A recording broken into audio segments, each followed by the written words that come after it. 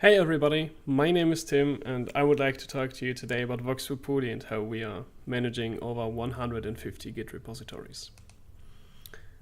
Let's start with a very short introduction about myself. I go by Bastefreak on the internet and I'm a DevOps engineer currently working for GoDaddy EMEA. I'm using Puppet since around 2012 and I'm active in the community since 2015. So what is Vox Pupuli and what kind of issues do we have?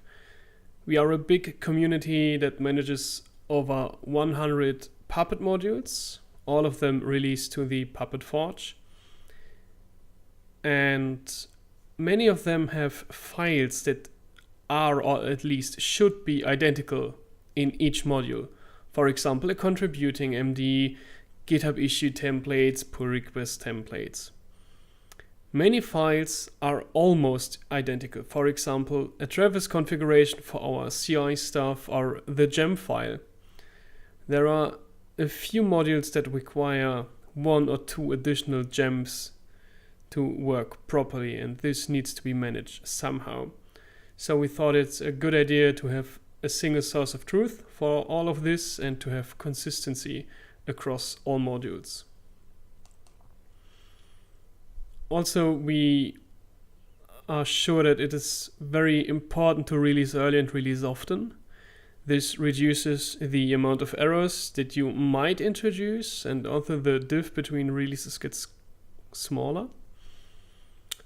And it requires us to have a proper release process that needs to be automated, it needs to be documented, that many people need to have access to it. Also, new code that's tested causes less issues in the future, that is known. So we need a very high coverage with unit tests, and we somehow need a platform to execute those tests and also acceptance tests, which I will come back later to. And no matter how good your code is, nobody will use your software when there is no proper documentation. So we need a way to automatically generate good docs that people can use and read so they are able to understand how the software works without every time looking into our source code.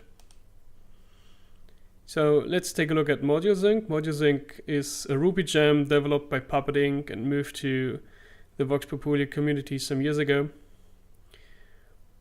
The gem uses a template repo that contains all the files that should be synced into each module, and it allows us to customize the template on a per repository basis or on a per module basis. So files that are really identical across each module simply get copied from the template repo to all of our modules, and other stuff can be customized, for example, the gem file.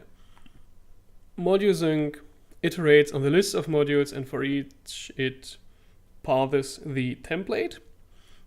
Afterward, it creates a new Git branch, makes a commit, pushes it to GitHub. It automatically creates a pull request and adds a label to it. And we could configure it to automatically merge it if the CI is green for the pull request. Everybody can kick off a module sync for all or for a few modules. You don't need to be in our GitHub organization at all. And every of our collaborators is currently able to merge such a pull request. And we have 125 people at the moment spread across the globe. So there is a pretty high chance that the pull request gets merged very quickly. We use Travis for CI and CD. This is a free platform that offers you 2 concurrent jobs that you can execute, and they can basically do whatever you want. In our case, we use RSpec Puppet and RSpec Puppet Facts to iterate on all supported operating systems that we have in our metadata.json file. And we do unit tests for all those operating systems with mocked facts on multiple Ruby and multiple Puppet versions.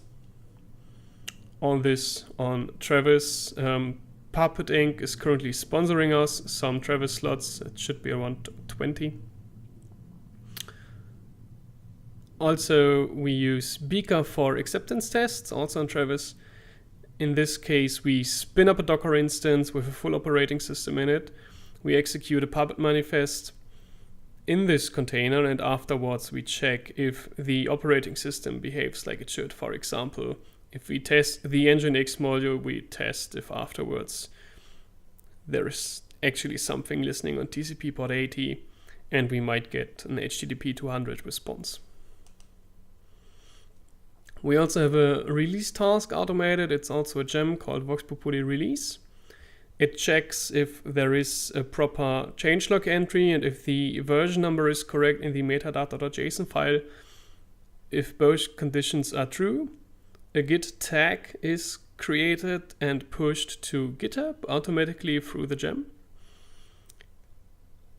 Travis gets notified about the new tag. It executes the whole CI pipeline again for this tag, and afterwards it creates the new module and pushes the release to the Puppet Forge via the API. This can be triggered again by all of our 124 collaborators. So it allows us to easily create a new release, and the whole pipeline takes 5 to 15 minutes depending on the amount of tests that we have. There is also a lot of other tooling around that we have. Most of them allow us to order all the different issues that we have and all the different pull requests across the whole GitHub organization. And also we invested a bit of time into docs. We noticed that proper review guidelines are very, very important for all of our collaborators. They allow us to have a consistent style for the code across all modules. This wasn't the case in the past, so onboarding for new people was always very, very complicated. They got introduced to all the rules that we have, mostly through IRC, which isn't optimal because there was always some parts that were missing, and now everything is defined in a single place, and this makes reviewing way more efficient. Also, we use Puppet strings to generate some documentation. We have HTML docs generated from the source code with a bit of inline comments. They are available on our website. We might change that in the future. But what's also possible is to generate in your module a reference MD file. This comes again from Puppet strings, and if this is included in a release, the Puppet Forge will notice it and add a reference tab to your module overview, and you have a nice list of all the functions that a module provides, about all the data types, all the private and public classes. So as a quick summary, we developed a lot of tooling and automation. This scales very, very good. If you have some questions about it, just let us know. If you have some issues with Puppet, we are always happy to help. Just ping us. There are many, many ways to contact us. Preferred is always our IRC channel on Freenode, but we also have Slack and several email addresses.